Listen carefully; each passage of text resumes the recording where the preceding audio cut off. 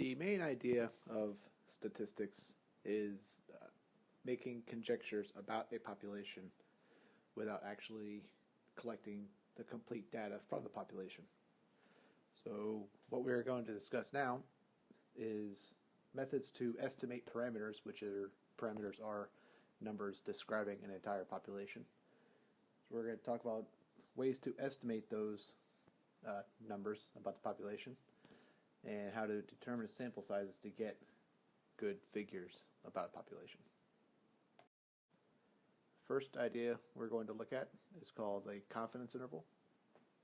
This is very similar to previous ideas where we talked about significant values and numbers that are not significant, and so on and so forth.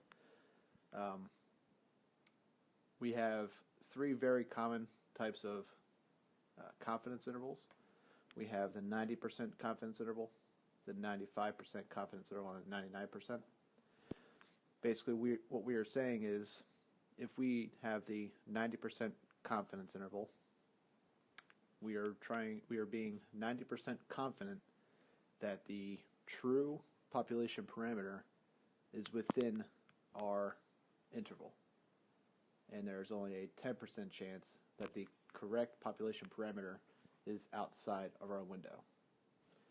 The larger our confidence interval, the less percent chance of error. So if we have a really big interval, it's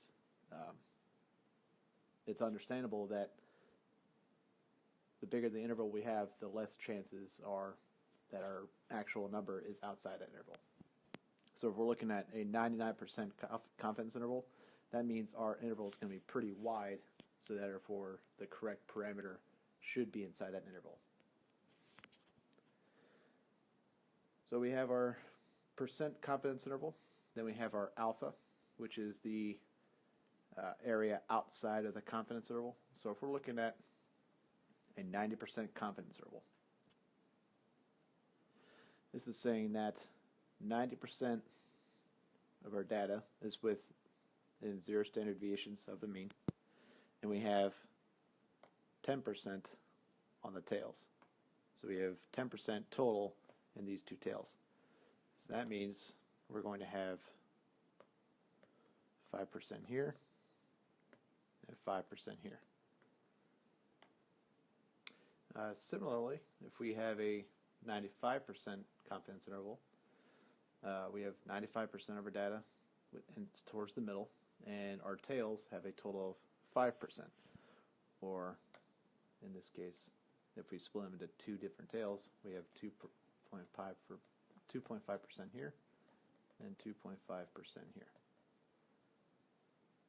And last but not least, 99%. The tails are going to be pretty small because they need to cover a total of 1%. So we have 0.5% here and 0.5% here. Now when we're developing our confidence interval, so say we want a confidence interval for our population proportion. Proportions are, remember, comparing one part to another part. So if we wanted to estimate the population proportion, we're going to take a sample, calculate the proportion, and that's going to give us our p-hat. And if we want to make a interval, or confidence interval, we're going to take our p-hat, subtract our marginal error, and we're also going to add our marginal error.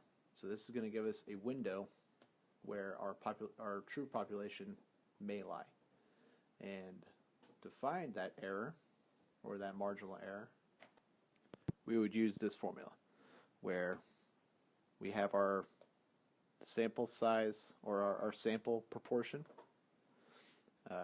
Then we have our Q proportion, which is pretty much our not P. So to find Q, you're just going to do 1 minus P. Divide by the sample size you took, and we're going to multiply it by a z-score for a given confidence interval. So to find this z-score, depending on the confidence interval you're using, so if we were using a 90% confidence interval, we need to find the z-score for this value. So if we're looking for the z-score, for a 90% confidence interval, we want to know where what the z-score for this is. So if we're looking for a total area of 95%, because we have a 90% and then a 5%. Remember how z-scores find that total area to the left of the curve. So if you're looking at your z-table, you will see that this has a z-score of 1.645. This is actually on the z-table under common critical values for the confidence intervals. So if you're looking for a 95% area under the curve, which will give us the 90% confidence interval, you have a z-score of 1.645. And you're going to do, all these confidence intervals have similar z-scores. So the z-score for a 95% confidence interval would be 1.96. And then a z-score for a 99% confidence interval is 2.575. Okay, so these are all the z-scores for our confidence intervals if we're trying to find a confidence interval using our error. These are called the critical values for confidence intervals. So the critical value for a 90% confidence interval would be 1.645. The critical value for a 95% confidence interval is 1.96. And the critical value for a 99% confidence interval is 2.575.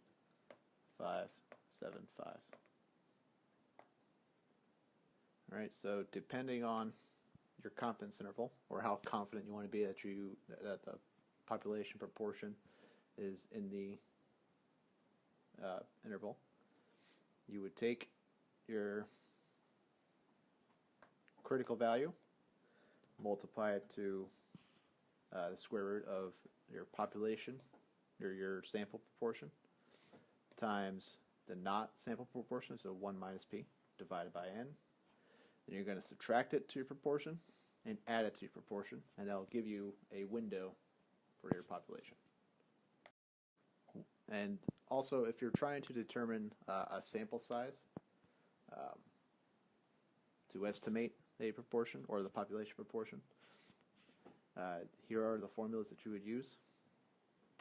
So we have our critical values again. So depending on your confidence interval, so if you want a 90% or a 95% or a 99%, you would change your critical value. You would have p hat times q hat, which is your proportion, times 1 minus your proportion, divided by your marginal error. There are some times where the sample proportion is not known. So if it's not known, you would use this formula. Basically what they're giving you is, if they don't know what the sample proportion is, they just make them both 0.5. And if we did 0.5 times 0.5, you would get 0.25. The next idea that's covered is estimating the population mean. So to estimate the population mean, we're going to do a similar idea of confidence intervals, except this time you're taking a sample mean, subtracting your marginal error, and your sample mean, you're adding the sample error, and that's going to estimate the population mean. To find our our marginal error, this time we're going to use a t-distribution. We use a t-distribution because we can't use a z-score, because remember how we found z-scores? We took the data point minus the mean divided by standard deviation. Well, to find a z-score, we need the mean, and we can't use the mean if we don't know the mean. So we're trying to estimate the population mean, so we can't use it in a z-score. So that's why we used a t-distribution, which is, the t-distribution is just another table of values very similar to the z-score table, except this time we're talking about the idea of degrees of freedom, which is just one less than the sample size. So to find your critical values, you're going to look at the t-distribution table. Depending on the sample size will change your degrees of freedom, and depending on your confidence interval will change the value for the area in two tails. We typically look at the two tails for this because we have the normal curve, which has two tails at the end. So it is the same idea. We still have 90% confidence intervals, 95 and 99% confidence intervals. Each one of those confidence intervals, you're going to use a different critical value. To find that critical value, you're going to use the t-distribution chart, which is found in most textbooks or even online. You're going to find your critical value, multiply it times the sample standard deviation, and divide it by the square root of the sample size. You're going to take that value, subtract it to your sample mean, and add it to your sample mean, and that's going to give you a window or an interval of numbers where we are a certain percent confident that the true population mean is in that window. When you're trying to determine a sample size, we're going to use this formula.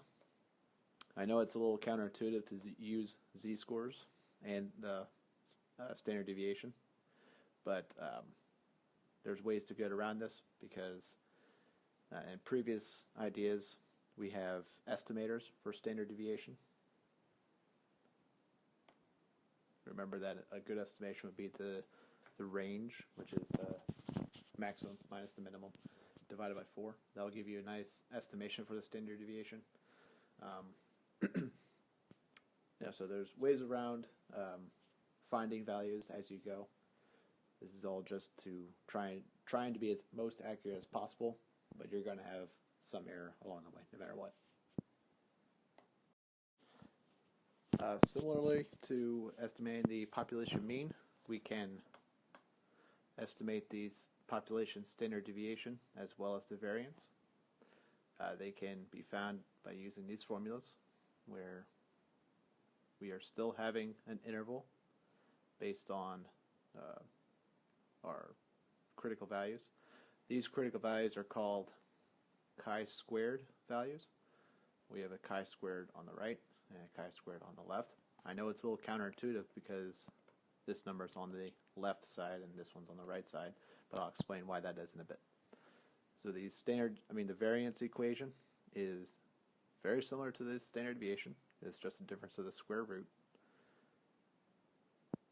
And the main difference between the chi-squared table and a normal distribution table is that when you're looking at a normal distribution, we know that the normal distribution is symmetric, so both sides of the graph are reflective of each other. The z-score will give you the total area to the left of that z-score. So if we're looking at the left tail, that's going to be